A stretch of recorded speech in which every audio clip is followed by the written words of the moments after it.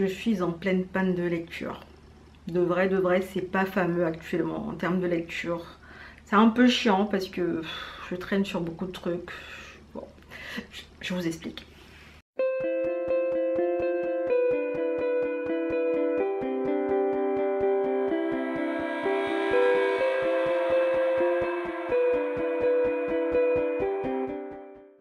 Hello, moi c'est Diane, bienvenue sur cette chaîne où j'aime parler de trucs que j'aime bien, les dramas asiatiques, les livres et des trucs fun en général. Voilà, j'aime bien parler de trucs fun aussi. Cette vidéo, je pense que ce sera la première en termes d'update lecture. Je me suis dit que cette année j'allais essayer des updates lecture au lieu de faire le format bilan mensuel. Les bilans mensuels mettaient beaucoup de pression, donc je me suis dit un update lecture classique, enfin quand j'ai des trucs à dire, ce serait intéressant. Et j'avais envie de tourner le premier aujourd'hui, même s'il y a eu beaucoup de choses qui sont passées récemment. Et voilà, des choses qui font que je n'avance pas autant que je veux. Mais bon, on va y venir plus tard. Petit aparté pour vous rappeler de vous abonner, de liker la vidéo si vous l'appréciez, de commenter aussi si vous avez des choses à dire. Parce que ça fait toujours plaisir d'avoir des gens avec qui parler en commentaire.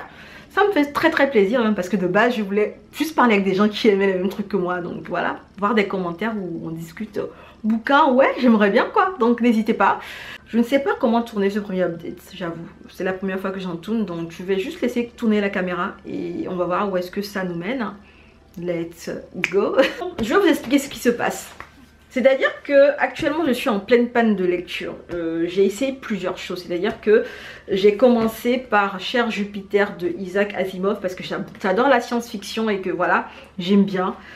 C'est un livre de 380 pages à peu près, j'en suis à 70 et honnêtement à un moment donné je sais pas. J'étais en train de lire et c'était trop scientifique pour moi parce que Isaac Asimov c'est un scientifique hein, de base et il appliquait beaucoup des théories thermodynamique, théorie de l'évolution. En fait, il détaille tout ça dans beaucoup des nouvelles ici. Enfin, celles que j'ai lues. Et honnêtement, c'était un peu décroché parce que je ne m'attendais pas forcément à ça. Donc, je me suis dit, du coup, c'est très scientifique hein, ce livre finalement. Je n'étais pas vraiment d'humeur à lire un livre très scientifique. Donc, je l'ai mis en pause. Ensuite, j'ai commencé L'Homme Invisible à cause de la lecture commune du mois dernier. Que j'ai jamais fini en soit hein. J'ai commencé, j'ai fait 15 pages et puis je me suis dit ouais L'Homme Invisible, ouais bon je suis pas dans le mood pour ça, j'ai commencé mais j'ai pas fini quoi. Mais bon, le nouveau client qui s'est installé à l'auberge de Madame Allah, je sais pas, j'avais du mal à m'accrocher un peu au début, mais il faudrait que je le continue. Du coup celui-là aussi je l'ai mis en pause, je me suis dit je vais aller sur un autre livre qui me donne envie de le terminer. Et là j'ai commencé celle qui devient le soleil. C'est un livre de fantasy. Honnêtement, où est-ce que j'en suis? Ah je l'ai commencé, je suis à la note historique hein. Je n'ai pas vraiment commencé. Au niveau de la note historique je commençais déjà à m'ennuyer. Je sais pas pourquoi. Je crois que j'étais pas en fait réceptive pour ce genre d'histoire. De manière générale j'ai du mal avec tout ce qui est fantasy parce que je n'en lis pas beaucoup. Et honnêtement j'ai vu la note historique, j'ai vu une carte, je me suis dit oh là là, il faudrait que je prête attention à ce qui va être dit là parce que ce sera important pour les pages à venir. Et j'étais pas concentrée en fait, j'avais pas l'esprit concentré sur ce qui se faisait, sur ce qui était raconté en fait au niveau de la note historique. Donc je me suis dit c'est même pas la peine de continuer hein. Je vais juste, voilà, je vais juste pas aimer si je me force. Donc je me suis dit que j'allais le commencer réellement quand je serai d'humeur à le commencer. Donc je l'ai mis aussi en pause. Et puis après je me suis dit ouais mais le songe de Pandore en fait, le cycle de Taramanda, le tome 2, ce serait pas mal de le commencer peut-être. Regardez, il fait à peu près 600 pages ce livre. J'avais adoré le tome 1, j'avais beaucoup aimé parce que ça parle de mythe Atlante et tout ça. J'ai bien aimé la vibe. Et je me disais que le tome 2, ouais, vu que j'avais aimé le tome 1, le tome 2 aussi, je serais à fond. J'ai commencé, je suis à 80 pages à peu près. Et honnêtement, j'aime bien, mais c'est juste qu'il y a quelques éléments en fait qui me donnent envie de me référer au tome 1 parce que j'ai déjà oublié un peu ce qui s'est passé dans les détails dans le tome 1 et j'ai envie de relire le tome 1 avant de lire le tome 2. Et du coup, je l'ai mis en pause parce que je me suis dit, bon, je vais le mettre en pause, je vais lire le tome 1 et après je vais lire le tome 2. Ce qui fait que actuellement, il y a 4 livres que je lis en parallèle et j'avance vraiment pas du tout. Tout ce que j'ai mis en pause, j'ai pas encore eu le courage de les reprendre. Et du coup, le temps passe. Le temps passe, je tombe malade entre temps aussi parce que voilà, on est en hiver donc ouais. Et du coup je me retrouve à lire 4 livres en parallèle, des livres que j'ai mis en pause et que j'ai pas encore vraiment repris parce que je ne sais pas, j'ai pas envie de les reprendre pour le moment. À ce moment-là, je me suis dit, bah, on va pas s'éterniser dans la panne de lecture, on va essayer de débloquer tout ça. Je me suis dit que j'allais me lancer sur des formats un peu plus ludiques pour essayer de lire et je me suis dit que ce serait intéressant si je commençais par une BD.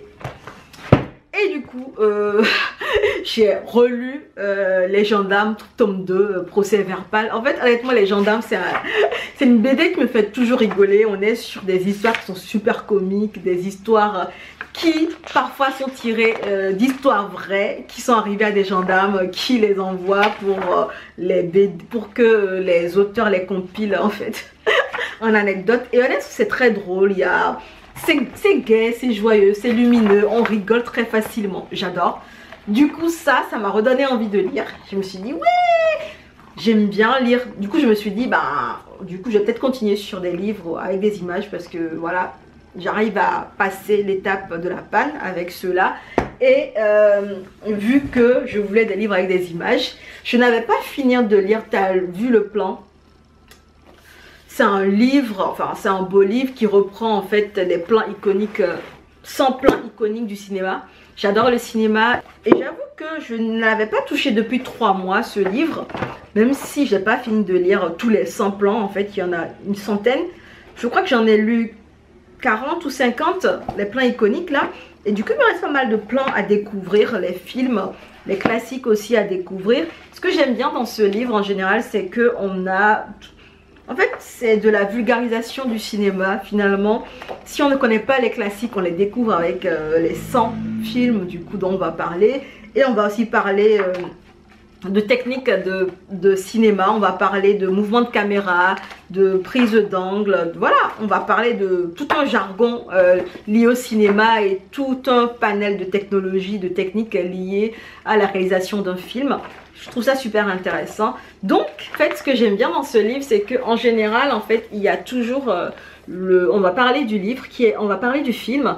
Il y aura un passage où l'auteur explique ce qu'il aime en fait dans le film, la technique, ce qu'il trouve magistral dans le film. Et après, on va nous parler des techniques de cinéma dans un petit carré par ici. Donc, ouais, j'ai repris goût à lire ça parce que ça faisait 2 ou 3 mois que je n'avais pas parcouru ce beau livre. Beau livre que je lisais beaucoup avant, mais après il y a tellement de trucs que j'ai fait récemment que bon, je l'ai un peu mis de côté. Mais là ma panne de lecture m'a permis de me remettre dedans et je suis plutôt contente. Du coup je crois que les images avec de l'écriture ça va encore mais des livres tout court j'avais du mal donc. Et vu que je remontais la pente petit à petit, je me disais que c'était le moment sûrement de lire Grandmaster Demonic Cultivation de Mo Xiang-Tong-Xiu. C'est une nouvelle chinoise qui a été traduite en anglais. Donc ce sont des livres qui sont en anglais. Il y a pas mal de dessins au fur et à mesure qu'on avance dans l'histoire. Donc voilà. J'avais découvert cette histoire via un drama asiatique que j'avais beaucoup apprécié. Et quand j'ai découvert que le drama était inspiré d'un livre, je me suis dit bien sûr qu'il fallait que j'achète le livre. Mais il n'y avait pas de traduction officielle. La traduction officielle a démarré... fin d'année dernière je crois, non début d'année dernière de mémoire, fin 2021. Donc voilà, on est au tome, je pense que le tome 4 est déjà disponible si je ne me trompe pas, mais bon j'attends que le tome 5 sorte pour prendre les 2 derniers tomes, comme ça j'aurai la saga complète. Mais pour le moment en fait je suis au tome 1 que je dévore tranquillement. Je suis pas pressée parce que j'aime pas trop attendre les suites et vu que le dernier ne sort qu'en mai, voilà, je prends mon temps et puis j'avance tranquillement sûrement dans un univers que j'aime beaucoup déjà de base et que j'avais aimé avec le drama asiatique. Aussi dans la même vibe en fait, j'ai commencé Heaven Official Blessing. C'est une nouvelle chinoise aussi qui a été traduite en anglais. Du coup elle a 7 tomes et je crois que le 7e tome sort en juillet, je crois, en juillet, quelque chose du genre, en juillet ou fin d'année 2023, je sais plus. Mais bon, on a encore de la marge pour la fin de la série, de la saga. Donc voilà, j'avance tranquillement, j'avance lentement. J'avais beaucoup apprécié l'histoire de l'animé parce que j'ai découvert cette histoire via l'animé qu'il y avait sur Netflix. Vous voyez, c'est un livre avec des images aussi. Donc voilà, j'avance tranquillement, sûrement. C'est en anglais, donc j'avance encore plus lentement qu'avant. Mais bon, au moins j'aime bien ce que je vois. Quand je lis trop de lignes de texte, voilà, il y a le petit dessin à côté qui me permet de me déconnecter, qui me permet de sourire, d'apprécier les dessins. Ça me renvoie un peu une vibe à la manga. Donc voilà, j'avance tranquillement mais sûrement. Et puis je crois que c'est tout ce qui se passe actuellement chez moi en termes de lecture. Je suis en panne de lecture, mais je remonte la pente petit à petit en commençant par des BD, en insérant des textes avec des images et puis éventuellement je vais passer à du texte à 100% bientôt. Bon, disons quand même que au moins j'ai pas arrêté de lire, j'ai continué à lire sous un autre format. Donc on va dire qu'il y a du mieux. J'espère que le prochain update lecture, j'aurai beaucoup plus de trucs intéressants à dire. Pour ce premier, je voulais juste vous expliquer ce que je vivais actuellement comme panne de lecture et ce que je faisais pour essayer de m'en sortir. J'espère que voilà, je sortirai de ça très bientôt et que voilà, on va parler de tous ces livres que je suis censée lire en 2023. Donc voilà. N'hésitez pas à me dire en commentaire ce que vous faites quand vous avez une panne de lecture, comment est-ce que vous arrivez à la dépasser, parce que moi j'essaie souvent des techniques comme celle que je vous ai présentée là, mais parfois des fois ça ne marche pas. N'hésitez pas à me mettre en commentaire les astuces que vous utilisez pour sortir de votre panne de lecture. Personnellement, moi, c'est les BD, c'est les mangas, c'est les tests avec des images jusqu'à ce que je prenne un peu plus d'assurance et que je me lance dans le texte à 100%. Je sais qu'il y en a qui font aussi des audiobooks, donc c'est peut-être aussi une solution. Si vous avez d'autres solutions à proposer, n'hésitez pas à glisser tout ça en commentaire. Je crois que j'ai fini avec cette vidéo techniquement. On se dit à bientôt dans une prochaine vidéo et en attendant, prenez soin de vous. Allez, ciao!